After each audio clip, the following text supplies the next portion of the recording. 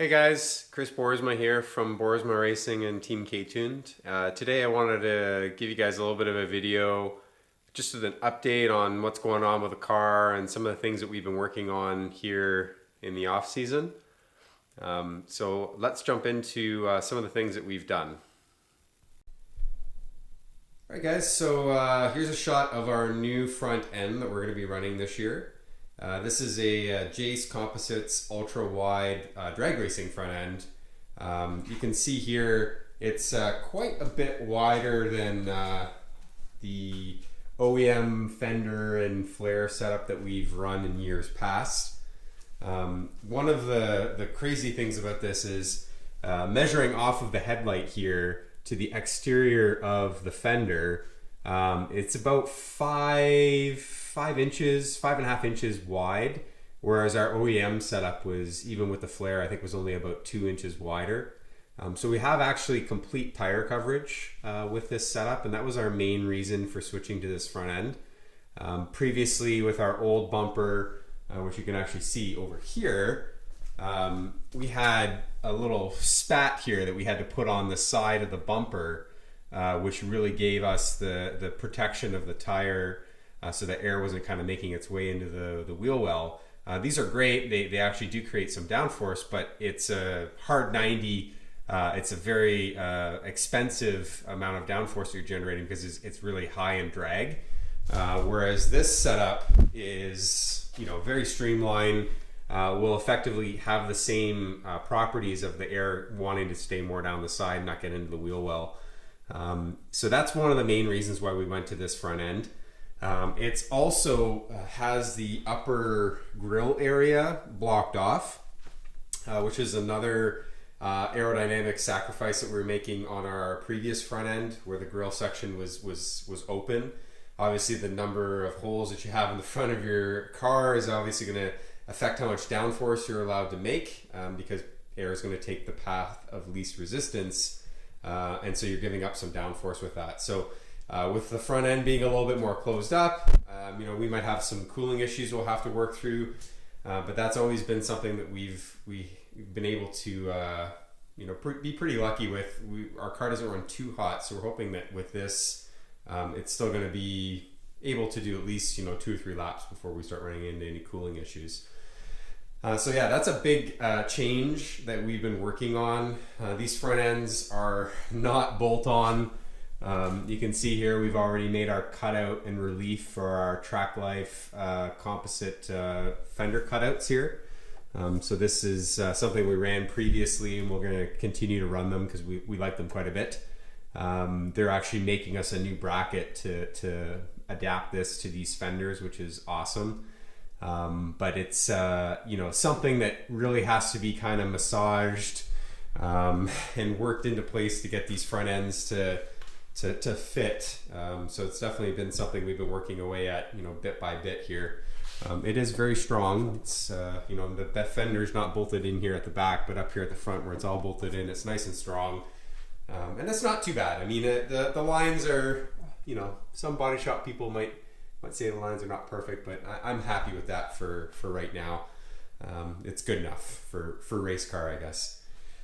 One of the other things that we've changed this year is we've moved to a composite door. We're trying to get as much weight out of the car as we possibly can. And so we have purchased these Cybon doors that are just fantastic. They're like an OEM door, basically. It has provisions for all of your interior bits that you would want to put on, so you can actually mount glass in these if you want. You can put your speakers in, your door panels. We're obviously not going to put any of that stuff in. We'll put the door latch in, and that's probably about it. And we'll probably wind up cutting the inside of these just to take a little bit more weight out of them. They're significantly lighter than our cut steel doors. We've saved out over 20 pounds per side with these, which is huge. So that's really going to help kind of lighten things up this year. And one of the really cool things that we did with the doors is we actually wound up putting the KTune quick release hinges on. Hey guys, let's take a quick look at these KTune door hinge assemblies that we have. So you'll see here that the door is off. I should actually focus on that first. You know, we just had the door on in the last video where we were going over all this stuff, and I've quickly basically popped the door off to give you guys a little bit of a view of these KTune quick latch assemblies. And I keep saying quick latch, but what I actually mean to say is quick release door hinges. So the door actually physically rides on these pins, and it allows us to quickly take the door off in order to get in and out of the car if we need, or if we have to do work on the car at the track or at the shop here or in my garage, we can get easy access to the interior. And I wanted this mostly because with these Cybon doors, you know, getting in and out of the trailer becomes a real problem for me, because I usually hop out the window and sit on this door, usually right here. I put all my weight on that. I don't feel comfortable doing that with these doors. The last thing I want to do is break a door as I'm trying to get out. So it's a lot easier to just be able to pop the door off and then quickly get it back on once you know, we're out of the car and I'm you know, in the trailer safely. So this is going to make this a lot easier. And these assemblies are very, very ingenious. You have the two pieces that go on the actual door here, and basically they just ride up on this little pin. And then as the door basically closes, it goes into this little locking area so that the door can't physically pop up, and your doors are safe. And then when you want to open it, you really just have to clear this little safety piece here. It's basically, I'd say 10 or 15 degrees of open before you clear that little piece of steel there, and then your doors pop off and away you go. So I'm really excited to be able to use these. They're the KTune quick release door hinges. You can get them from KTune directly or any of your KTune dealers. They usually have them in stock. A lot of guys run them. And I'm excited to be able to have them on the car and make use of them. It's going to make my life a lot easier for getting in and out of the car, loading up after you know, we've been at the track all day, which is always the worst thing to do. So I'm going to put the camera down. I'm actually going to quickly show you guys how it actually works in terms of opening and closing the door, and then obviously popping the door off. All right, guys, I'm going to show you how these doors actually work. You can see here I have the door in the latched position. It's on the hinges. When we pop the door open, you have to basically open it about 10 degrees or so to get it to clear the safety latch. Once you do that, your door basically comes off. You can move it out of the way, set it down, get inside the car and do what you need to do. And then when you're ready to put it back on, it's really pretty easy. You just bring it back over, and those pins that I showed you basically are just resting the hinges on these top pins, which is really not that hard to do. Of course, I'm having troubles with it right now because I'm videotaping it. You can see now the door is closed.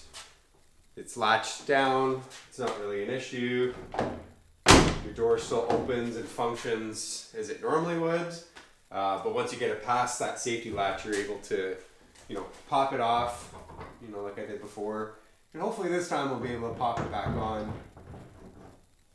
a little bit easier. And that's it.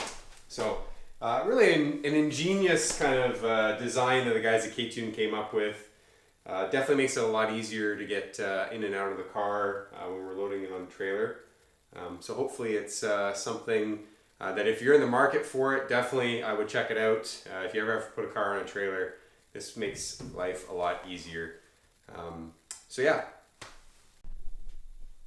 All right, so let's take a look at some of the engine changes that we're going to be making for this season. So one of the biggest changes we have coming is on the electronics side of things.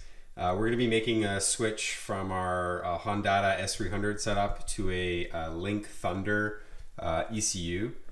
This ECU is absolutely amazing. There's so much that it can do over what we have with the Honda. We'll be able to do things like drive-by-wire, coil on plugs, traction control, you know, anti-lag, pretty much everything you could ever dream and hope of doing will have the capability of doing. And so as part of that, I really wanted to make sure that we had a harness that allowed us to take advantage of everything that the Thunder ECU offers us. Has a lot of IO capability. So what we've done here is we've actually worked with Ryan from Rywire to build a full custom harness for us. So this here is our Busman fuse box that will go in the car and replace the OEM interior fuse assembly. So everything will be driven off of this fuse box. It's not a PDM.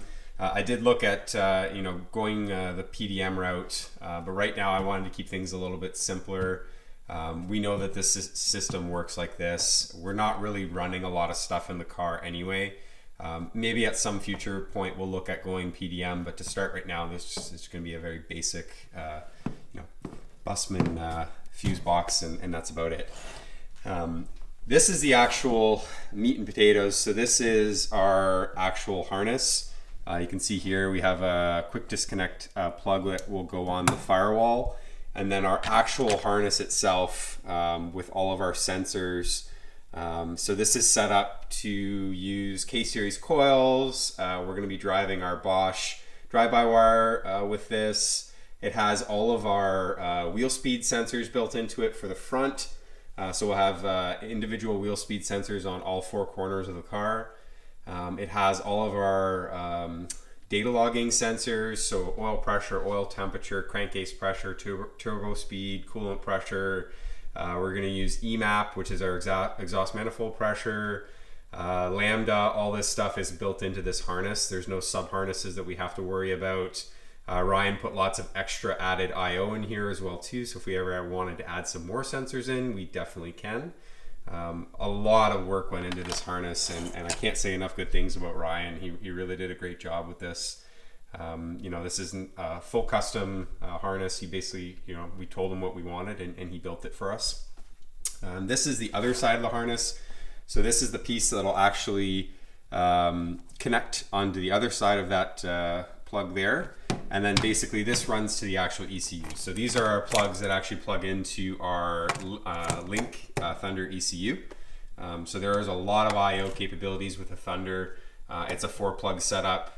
We're not using all of the IO. We'll still have availability to add more in if we ever choose to later on down the road. And that might be a sub harness that we add at some point. In terms of things that we've added here to this harness, so this has hookups for our two rear wheel speed sensors. This is our display for our AIM MXL Pro that we have. And then we have a couple of added IOs, and there's also a hookup for our strain gauge, which will be on our shifter to allow for flat foot shifting. And then there's a hookup for our drive-by-wire assembly, which will be our WRX STI pedal that we're going to wind up using for the drive-by-wire setup. So this is really cool. I'm really excited about this. For those of you guys that don't know, I'm a real kind of computer nerd, software engineer by trade. So this stuff really excites me. I've been playing around with a lot of the Link stuff. And Jeff Evans, who's our tuner, has been working with it as well. And I think we're really excited to try out a lot of the features that are available. Definitely worth checking out the guys at Link if you haven't already. And then obviously Ryan from Rywire, if you need a harness built, he's definitely the guy to talk to. All right, guys. Here's another piece of the puzzle that we've been working on. So you can actually see here, this is not a Koenig wheel. This is also not the wheels that we've ever run on this car. But this is actually a 255 series 18-inch wheel.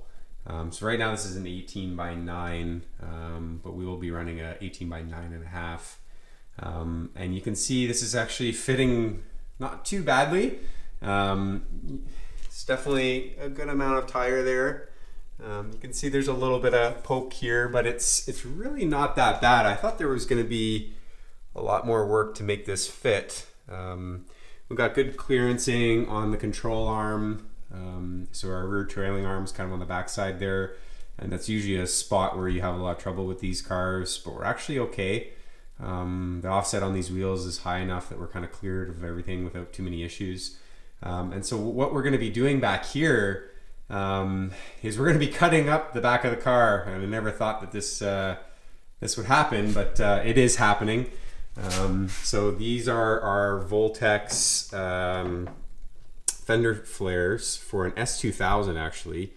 The guys at Evasive got these for us. They're a urethane, very flexible type of flare. I made the mistake of getting some knockoff ones to start, and they just did not fit the contour. You couldn't shape it. There was no give to the material. These Voltex ones are nice and pliable, and they can kind of shape and contour to whatever we need.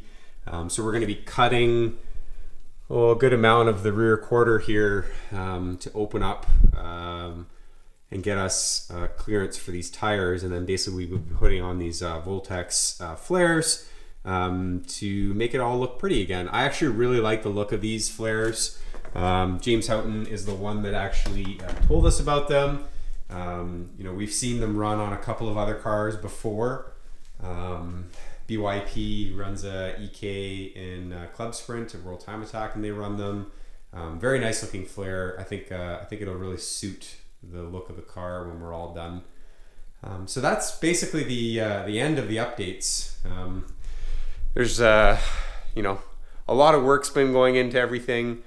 We still have a lot of work left to be done. There's a lot of other projects on the go that I will have updates for you guys as we start working on them. I'm trying this vlog thing and seeing whether people actually like it or not. I'm new to it, so I appreciate any feedback that you guys can give me, things you guys want to see, things you guys don't want to see. And I'll try to bring you guys some updates on a weekly basis and just let you know how we're doing and what's progressing on the car. So thanks a lot for joining, and look forward to bringing you guys some more content. Thanks.